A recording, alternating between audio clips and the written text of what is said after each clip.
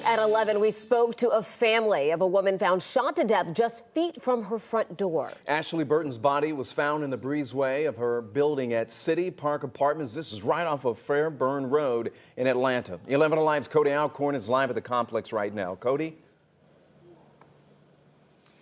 Ron, Jennifer, it's been almost 48 hours since Ashley was shot here behind me, and her killer has yet to be caught.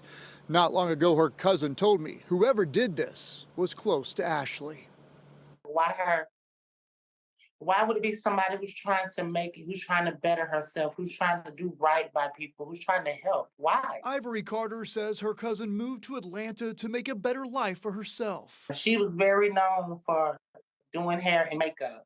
She was a hair and makeup artist. Any ambitions Ashley Burton had for her future were abruptly ended on April 11th. She ran out the house hollering and screaming, beating on doors. Ashley was running for her life. But this got to be personal because you shot her in her house. Then you followed her outside and shot her. Ivory says she can't imagine why anyone would want to kill her cousin. She don't put herself in them type of environments. That's why it's like I'm clueless to how. It was always positive people. But something very dark happened behind this crime scene tape on Wednesday. Atlanta police describing it as a domestic-related shooting.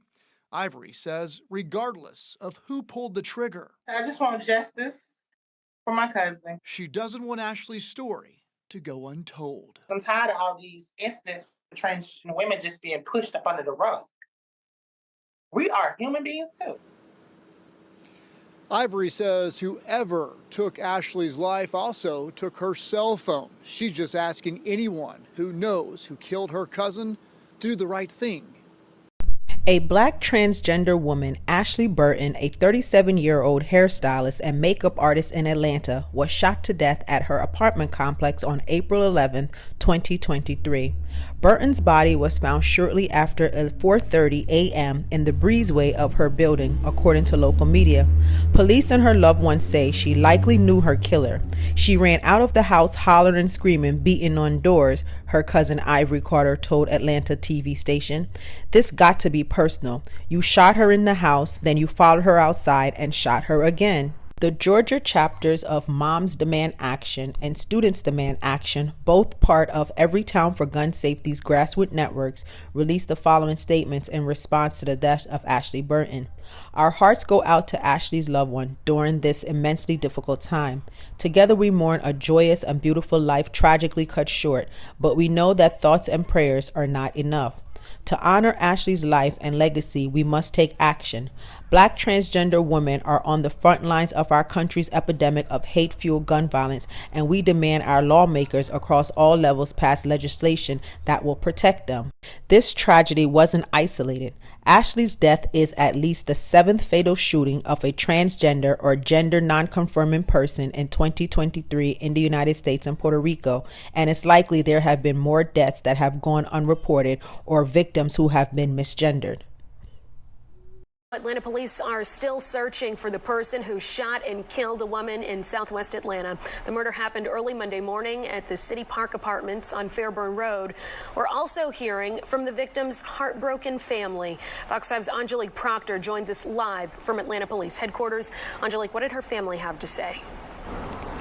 Well, they said she is outgoing and she was full of life. In fact, they describe her as a trendsetter who was on her way up. Ashley was a go-getter, so people respected the hustle, the trend setting. Ashley Burton's family says the 37-year-old was outgoing and loved people.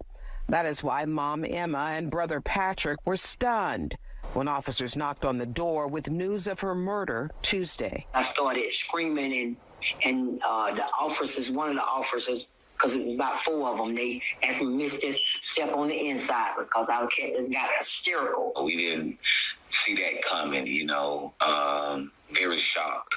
Atlanta police say someone inside of Ashley's City Park apartment on Fairburn Road shot and killed her Tuesday morning.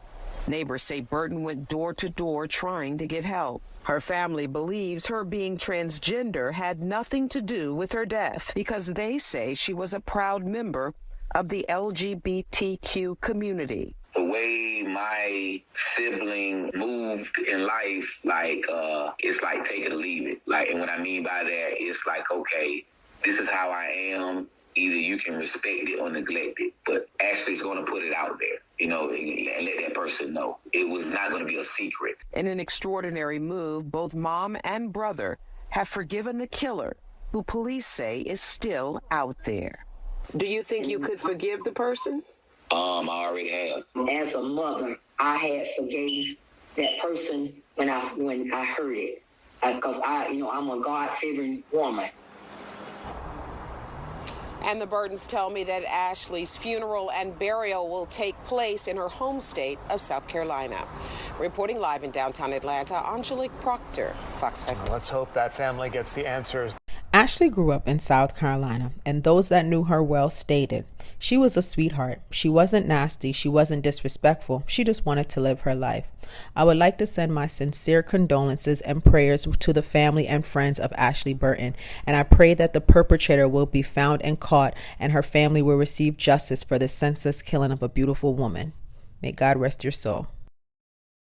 A 37-year-old black trans woman has been shot dead in Atlanta, Georgia. Why is no one talking about it? Ashley Burton was found April 11th and she bled to death in her apartment. Investigations are still ongoing. Her cousin Ivory made a statement to the press. "I just want justice for my cousin. I'm tired of these incidents of transgender women being pushed under the rug. We're human beings." Out of the 175 trans deaths in the US in the past 5 years, 61 investigations remain unsolved. This is a bigger issue than we are being led to believe, and we can't let it be hidden away anymore.